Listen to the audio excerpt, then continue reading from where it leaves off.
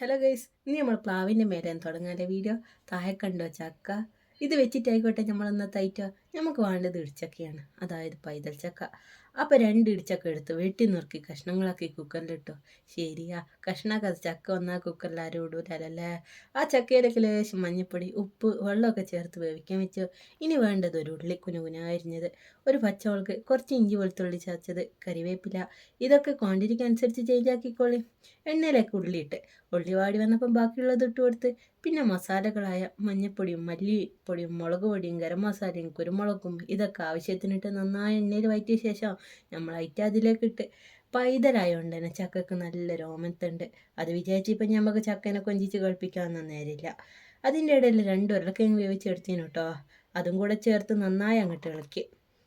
പിന്നെ നിങ്ങൾ വീഡിയോ ശ്രദ്ധിക്കുന്നുണ്ടോ എന്ന് നോക്കാൻ വേണ്ടി ഞങ്ങളൊരു സാധനം ഇതിലിട്ടില്ല ഗൈസ്. സത്യത്തിൽ ഉപ്പിടാൻ മറന്നുപോയി. ഉപ്പും ചേർത്ത് അറഞ്ചം പുറഞ്ച് ഇളക്കി.